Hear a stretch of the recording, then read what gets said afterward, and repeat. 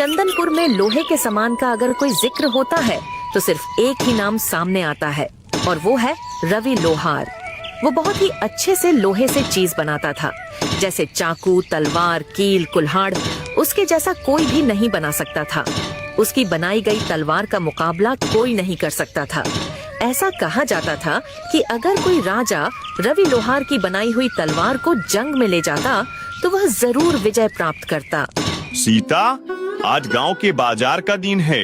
गांव के सारे लोग आज बाजार खरीदारी करने आएंगे, इसलिए मैं सारे सामानों को लेकर बाजार जा रहा हूँ। मुझे आज लगता है काफी मुनाफा होगा।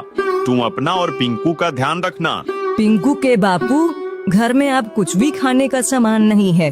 अरे तुम चिंता मत करो सीता, मैं आज कुछ भी करके घर का सारा राशन ले आऊंगा। लेकिन कैसे? आपको तो इतने दिनों में एक भी ग्राहक नहीं मिला है। अरे हाँ भाग्यवान, कह तो तुम सही रही हो, लेकिन मैं कोशिश के अलावा और कर भी क्या सकता हूँ। आप यह लोहारी का काम छोड़कर कोई दूसरा काम क्यों नहीं करते हो? मैं इसी काम में माहिर हूँ सीता, इसलिए मैं यही काम कर सकता हूँ। जी वो बात तो है, लेकिन इस काम में आप इतनी मेहनत करते हैं, बदले ना आपको मिलता ही क्या है? मेहनत कभी जाया नहीं जाती सीता, मुझे यकीन है एक ना एक दिन मुझे मेरी मेहनत का फल जरूर मिलेगा। ये कहकर रवि लोहार अपने काम पर चला जाता है।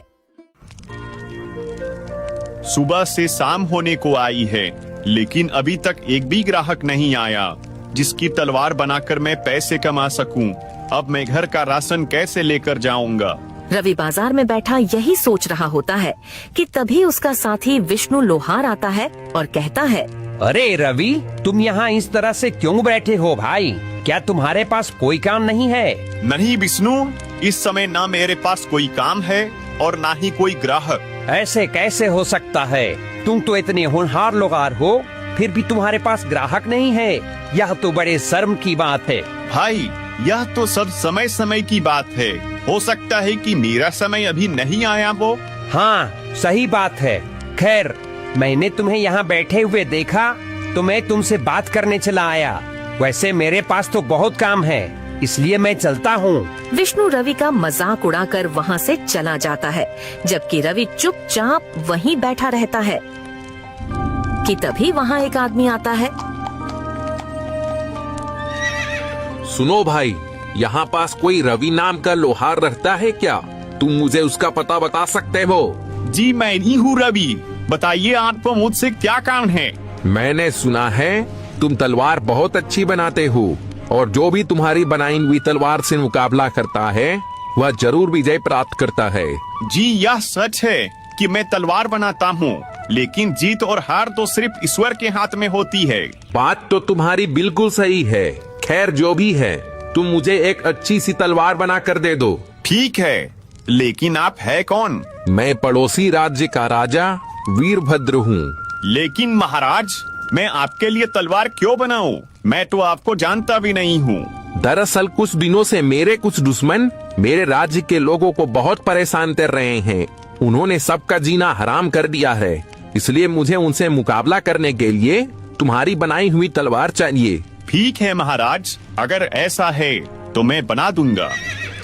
रवि के यहाँ कहने पर राजा वीरभद्र उसकी तरफ एक पोटली बढ़ाते हैं जिसमें बहुत सारे सोने के सिक्के होते हैं। यह लो तुम्हारा मेहनताना, मैं कुछ दिनों बाद अपनी अमानत लेने आऊंगा। इसमें क्या है महाराज? इसमें कुछ सोने के सिक्के हैं, बाकी अगर तुम्हें कम लगते हैं तो मैं और बढ़ा देता हूँ। महाराज, मैंने तो अभी तलवार बनाना शुरू भी नहीं किया है, तो फिर आप पहले से मेरा मेहनताना क्यों दे रहे हो?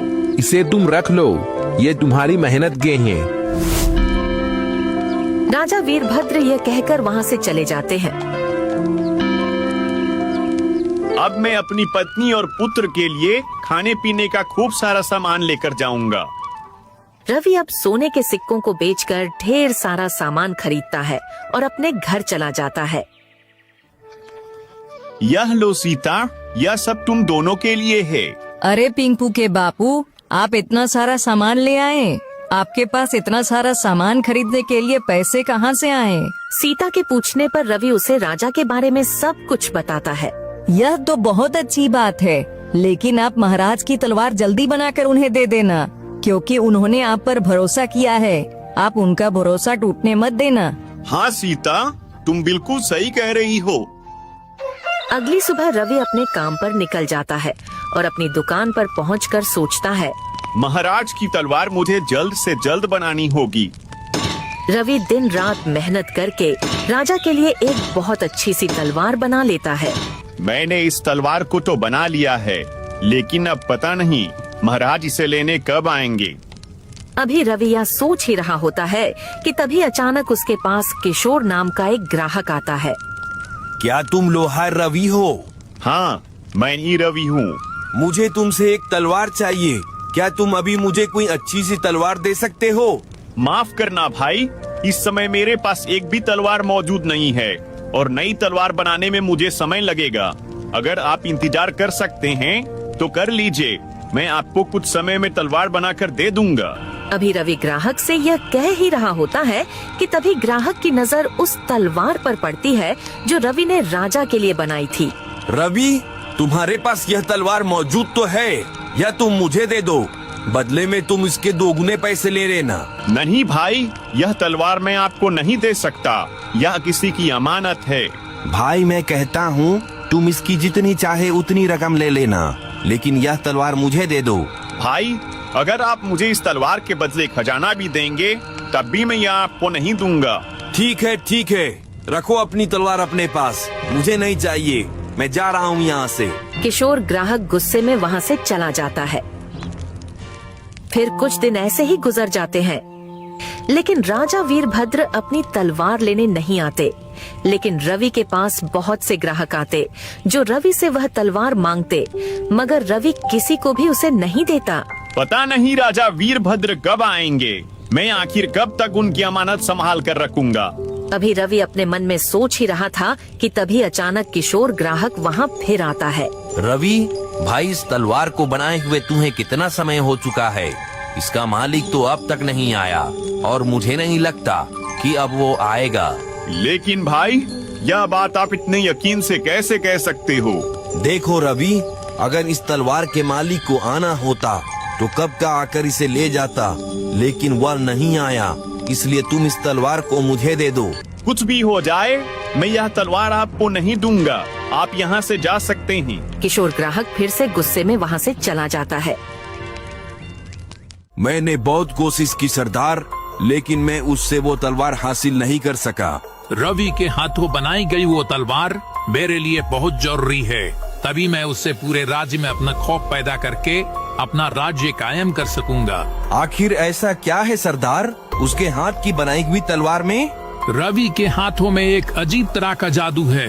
वह जिसके लिए भी तलवार बनाता है उसे विजय प्राप्त जरूर होती है। नई तलवार बनाने में उसे काफी समय लग जाएगा और मुझे तलवार की जरूरत जल्दी है, इसलिए वह तलवार मुझे किसी भी कीमत पर चाहिए। अब मैं क्या करूं सरदार? कैसे उस तलवार को उससे हासिल करूं? तुम रवि के आसपास ही रहो, उसका भरोसा जीतो और फिर मौका पाते ही उसे धोखा देकर तलवार ले आओ। किशोर ग्राहक भैरव की बात सुनकर एक बार फिर से रवि के पास आता है।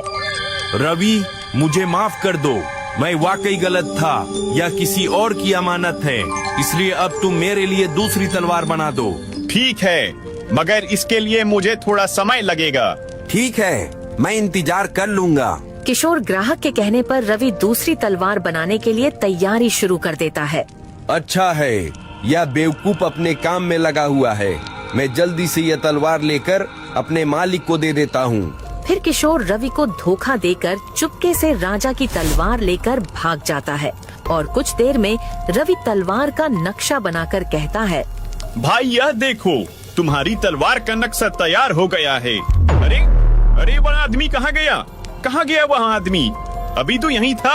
रवि किशोर को अपनी दुकान के आसपास तलाश करता है, लेकिन वह उसे कहीं नहीं मिलता। फिर वह अपनी दुकान पर वापस आता है, तभी उसकी नजर राजा की तलवार की जगह पर पड़ती है। हे भगवान, इसका मतलब वह ग्राहक नहीं, चोर था, मुझे धोखा देकर भाग गया। हे भगवान, अब मैं क्या करूं? क्या जवाब दूंगा राजा वीरभद्र को? मुझसे इतनी बड़ी गलती कैसे हो गई? इधर किशोर ग्राहक तलवार लेकर जंगल में भैरव के पास पहुंचता है। यह लीजिए सरदार, आपकी तलवार। अब मुझे राजा वीरभद्र से जीतने से कोई नहीं रोक सकता, कोई नहीं। अब मैं क्या करूं ऊपर वाले? उस चोर ने मुझे धोखा देकर महाराज की तलवार चोरी कर ली। अब मैं महाराज को क्या जवाब दूंगा? रवि यह सोच ही रहा होता है कि तभी पानी से कृष्ण गोपाल निकलते हैं। क्या हुआ रवि, तुम इतने दुखी क्यों हो? कृष्ण गोपाल के पूछने पर रवि उन्हें सारी बात बताता है। रवि, उस चोर ने तुम्हारे साथ धोखा किया है, इसमें तुम्हारी कोई गलती नहीं है। तुम एक काम करो, तुमने जिस तलवार का आज नक्शा तैयार किया है, अब जल्दी से उसे बनाकर राजा वीरभद्र को दे दो। लेकिन कृष्ण गोपाल, वो तलवार तो आम तलवार जैसी है, जबकि मैंने महाराज के लिए एक अलग तरह की तलवार बनाई थी। क्या हुआ कृष्ण गोपाल, आप हंस क्यों रहे हो? मैं इसलिए हंस रहा हूँ क्योंकि जो तलवार पहले बनाई थी वो राजा वीरभद्र के लिए थी ही नहीं। क्या मतलब कृष्ण गोपाल? जब तुम छोटे थे और यहाँ खेलने आते थे, तब मैंने तुम्हें वरदान दिया था कि जब तुम तलवार बनाने से पहले मुझे याद करोगे तो तुम्हारी तलवार में ताकत भर जाएगी। क्या सच में? मुझे तो ये पता ही नहीं था।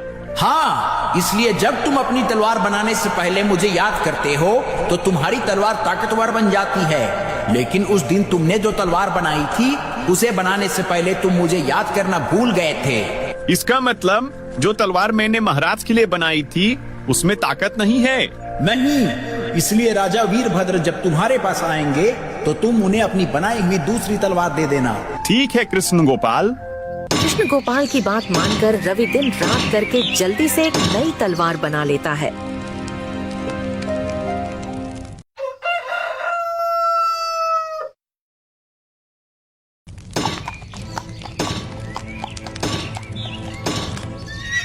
रवि, क्या मेरी तलवार बन गई है?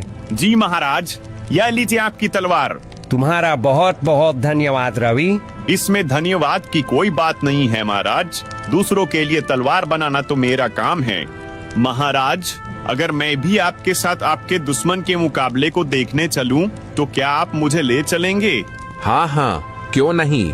कल के मुकाबले में तुम भी मेरे साथ चलना। अगले दिन राजा वीरभद्र रवि को भी अपने साथ मुकाबले में ले जाते हैं। फिर एक मैदान में राजा वीरभद्र और उनके दुश्मन भैरव की जंग शुरू हो जाती है। आज मैं तुझे मारकर तेरा राज्य अपना बना लूंगा। तुम इस नापाक मकसद में कभी कामयाब नहीं हो पाओगे। इतना कहकर राजा वीरभद्र गुस्से से उस पर वार करते हैं, जिससे उसकी तलवार 2 टुकड़ों में बट जाती है। अरे, ये कैसे हो सकता है? यह तो जादुई तलवार थी, यह टूट कैसे गई? तूने रवि से धोखे से यह तलवार हासिल की थी, इसलिए देख, तेरा यही अंजाम होगा। इतना कहकर राजा वीरभद्र उस भैरव को मार देते हैं और मुकाबला वहीं खत्म हो जाता है। महाराज, आपको कैसे पता चला कि दुश्मन भैरव ने मुझसे धोखे से तलवार हासिल की थी? उस दिन मैंने तुम्हारी और श्री कृष्ण गोपाल की सारी बातें सुन ली थी। फिर मैंने तुम्हें धोखा देने वाले उस किशोर को सबक सिखाया और आज इस दुष्ट की जान ले ली, ताकि यह किसी और को धोखा या नुकसान ना पहुंचा सके।